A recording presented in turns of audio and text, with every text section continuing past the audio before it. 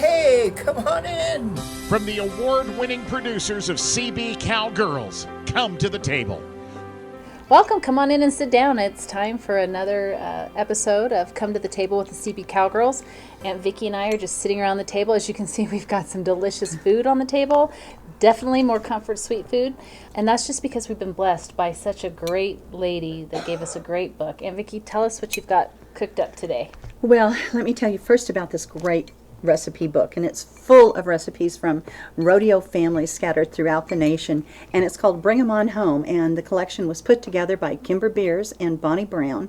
Today we have some homemade cinnamon rolls with cream cheese icing, and this recipe was supplied to us by the Tyran family, a world champion team roping family, and it is just a recipe that just like beckons you. It's like, I want to warm one up in the morning, Becky, with a hot cup of coffee. Okay, and I have to take a minute here. I have to share a memory. Whenever I think of coffee, whenever I think of cinnamon rolls, I'm going to try not to get emotional, I think of Grandpa. Oh, yes. And the Tom Tom. Oh, my. Yes. The Tom Tom restaurant in Roseburg, Oregon. Grandpa always had to have a cinnamon roll. He always had to have lots of hot butter on it, and he sat there with his cup of coffee, and that was what he ate every time we went to the Tom Tom. And he did. He loved cinnamon rolls, and of course, then he always ordered a side of bacon, and he took it out to Barney and Digger, his little dogs.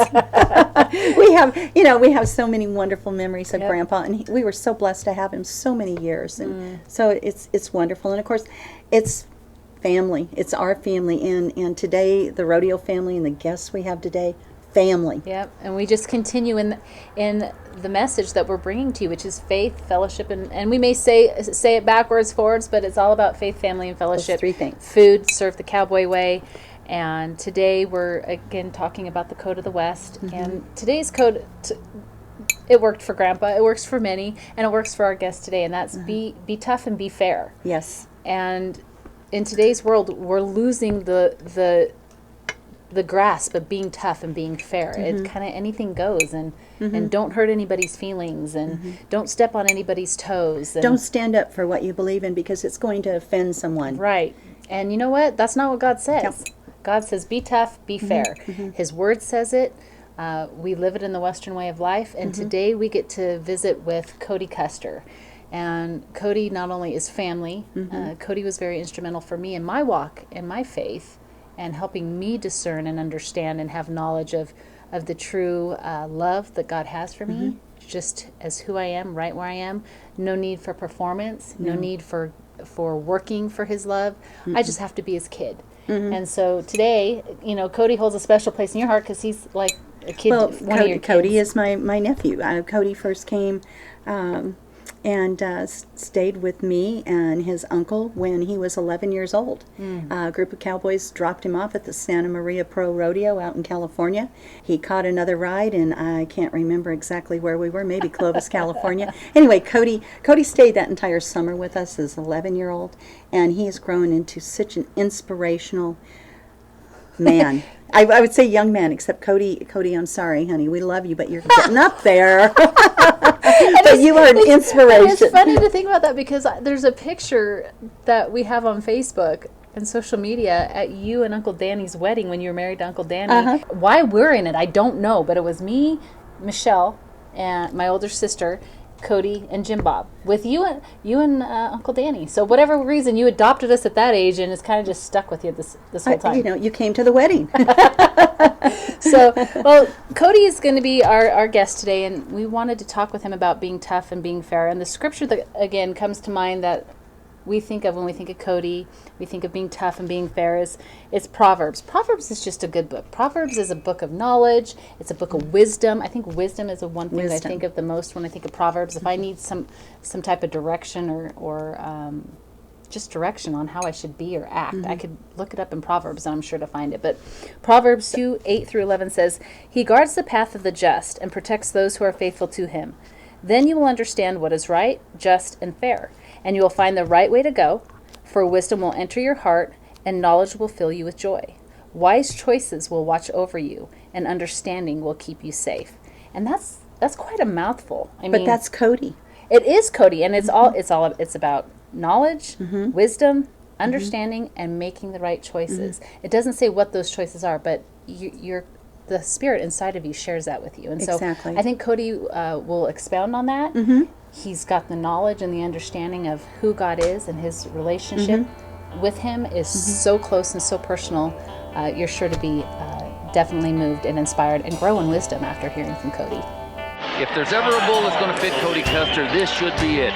Away from his hand is where he's the toughest there. Looking at 93 to go to the lead. Look at here, away from his hand. He's got his right. Left hand is going to happen. Yeah, it is going to happen. It is happening. Look at it. Oh, he's going to beat the point. Man, oh, man, oh, man, oh, man. Just exactly what we're talking about, boys. Give him the books. Let him mark this one. Thanks to the Lord, he says that's what he's riding for. Part of my story is my buddy Jeff Crockett was killed in 1988, and leading up to that, through that year, it was in August of 1988 when he was killed, and leading up to that, him and I had a lot of conversations about life and about God. And so one of the worst things that can happen is somebody to lose a child, and so his mom and dad and brothers and sisters and their family were experiencing devastation in their hearts. And on the flip side, there was sadness, but it changed my life. Jeff's life and my experience with him and his death changed my life and kind of opened my eyes and gave me life.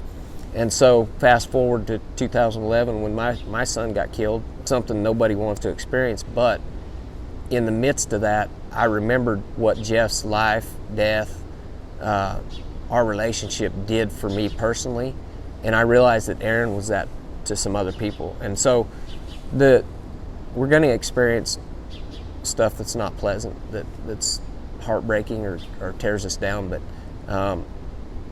if we look at the life in the middle of it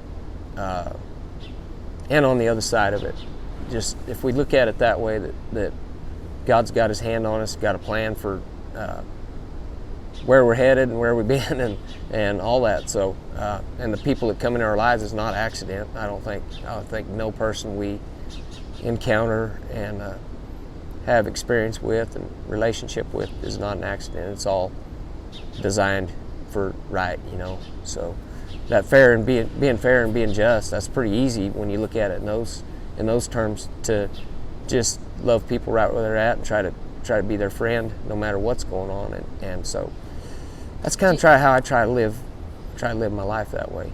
I think the struggle is mentally being tough. Our bodies are tough, and we're designed that way, but mentally we've got to discipline ourselves to be tough. And riding bulls, that was you've got to discipline your thoughts and your actions and how you go about things. And I think life's exactly the same way. And so, my time in the arena and my time competing and going through ups and downs and having to find that place because some days it's there easy and other days you got to find it. And so I think that's the discipline, is finding that place where you have peace as you're walking into life, and you can handle the struggles and you can handle the successes. There's success has ruined a lot of people, just like failure has. So it's all intertwined, and I think it's leaning towards God and His Spirit is really the only way we get the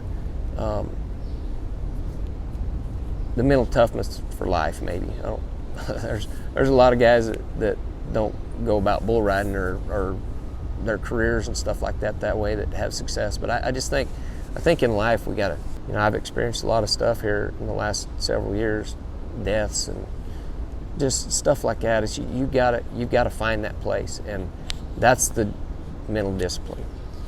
I hear a lot of people say, God does this and that to try to wake us up or whatever. I don't know if it's that. I just know He's right there in the middle of whatever. I don't think it's God placing stuff on us. I think it's we go through. There's some crap in life, but He's right there. He's pushing in close to us, and that's his desires. We just push in close to him, and we don't have to hang on to him. He hangs on to us, you know. Spit it out, Tucker. Gosh, Becky, what more can we say about Cody? Just so inspirational. I think he leaves all of us in awe with his wisdom, with his fairness, Yes. and the walk that Cody has chosen. He gets up and walks every single day. He is so full of grace and just beams with God's love. And I have to touch on the Custer family in general. Like the Mapston family, they've seen a lot of tragedy in their day. Yes, they have. And a lot of loss. Yet they continue to know where their hope is. They know where to look for where their salvation comes from, where their source and their strength and their joy come from. And even when they have those days where it's hard to pick up the pieces, they still pick up the pieces. They do. They pick up the pieces, and as they pick up the pieces for themselves, they lift so many others by their faith. Yep. The Custer family, as they walk the walk and they talk the talk. They do, and they are just and they are fair. So, Cody, thank you for being our guest today. We thank all of our listeners for tuning in. Again, if you want the cookbook, just send us an email to the email on the screen, and we will connect you and get you one of those. And again, these cinnamon rolls are yummy and delicious. I had to pace myself today, but I was not going to not have a cinnamon roll. So, well, I am so glad, Becky. And until next time, we invite you to come to the table where food, faith, and fellowship are still served up the cowboy way.